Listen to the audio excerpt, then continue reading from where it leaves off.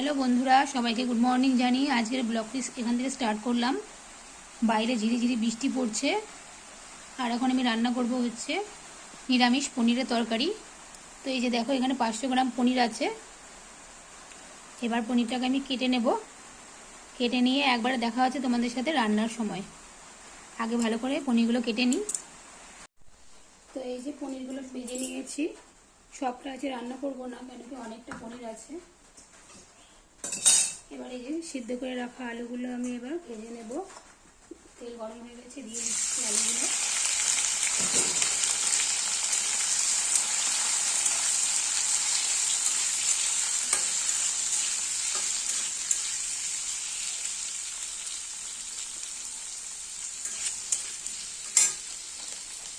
আলুগুলো লাল লাল করে ভেজে নেব।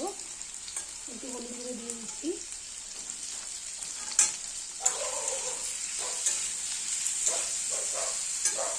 একটু আলুটা সেদ্ধ করা, আমি আর আলুটাকে এবার নামাবো না, একবারই আমি ফোড়ন দিয়ে দেবো। ফোড়ন দিয়ে দেবো হচ্ছে আমি তেলের মধ্যেই মাঝখানটা ভালো করে নিয়েছি। বেশি আলুটাকে যদি নাড়াচাড়া করি তাহলে ভেঙে যাবে। এখানে দিয়ে দিচ্ছি গোটা গরম মশলা আর দিয়ে দেবো, দিয়ে দিচ্ছি সাদা জিরে। আলু ভাজা হতে হতে আমার ফোড়নটা হয়ে যাবে।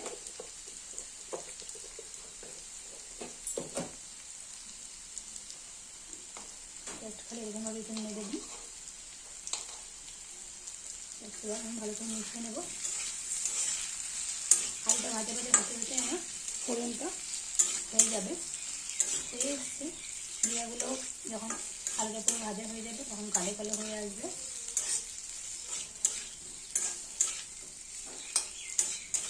আজটা আমি একটু বাড়িয়ে দিই।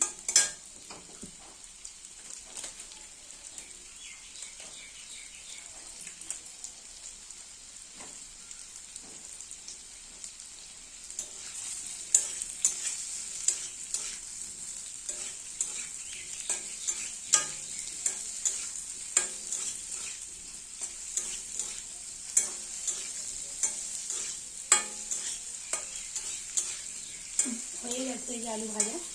লাল লাল করে আমি মশলাগুলো দিয়ে দেবো। দিয়ে দিচ্ছি জিরে গুঁড়ো,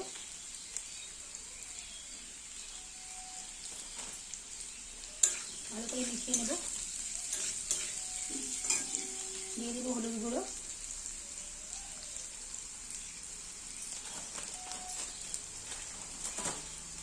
এবার দিয়ে দেবো পরিমাণ মতো লঙ্কা গুঁড়ো,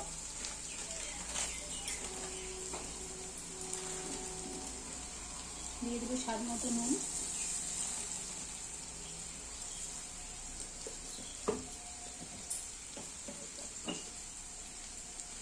এবার একটু দিয়ে দেবো চিনি,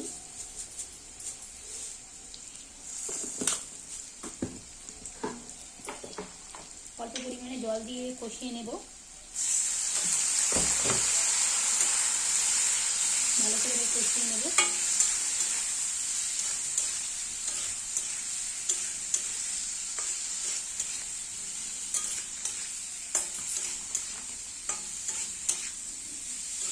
আঁচটা বাড়িয়ে দিচ্ছি।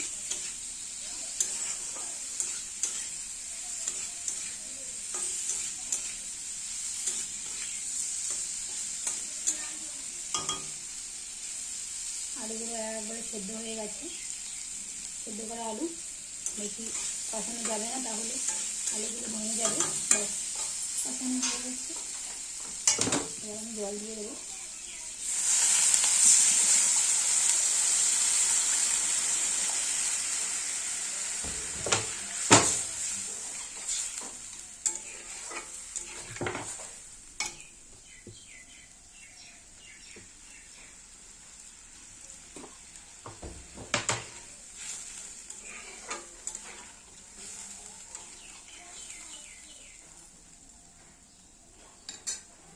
ঝোলটা 10 মিনিট ফুটে এলে তারপর আমি ভাজা পনিরগুলো দিয়ে দেবো। দেখা হচ্ছে 10 মিনিট পর।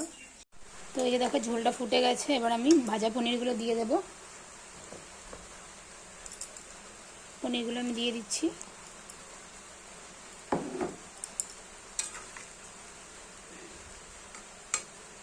মিশিয়ে দিচ্ছি। ঝোলটাকে আমি আর 5 মিনিট ফুটিয়ে নেব। 5 মিনিট ফুটিয়ে নিলেই পনিরের মধ্যে রসটা ঢুকে যাবে। আর একটু গরম মশলা দিয়ে নামিয়ে নেব। দেখা হচ্ছে 5 মিনিট পর। 5 মিনিট পর তো এই যে ঝোলটা মোটামুটি শুকিয়ে এসছে। এবার আমি এখানে দিয়ে দেব বাটার পনির মশলা।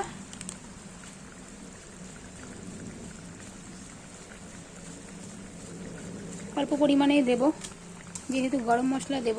আর একটু গরম মশলার গুঁড়ো। গরম মশলাটা মনে হয় জমে গেছে।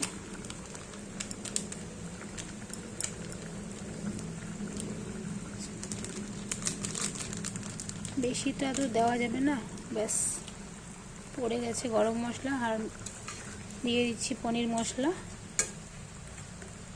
একটু ভালো করে নেড়ে নিই, নেড়ে মিশিয়ে নিই। রেডি হয়ে গেল পনিরের তরকারি আমার।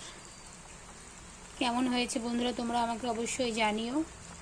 ভালো লাগলে লাইক, কমেন্ট, শেয়ার করতে বলো না। আমার চ্যানেল সাগরিকা ধনঞ্জয় লাইফস্টাইল। দেখা হচ্ছে নেক্সট কোনো রান্নার ভিডিওতে। সবাই ভালো থেকো, সুস্থ থেকো, টাটা।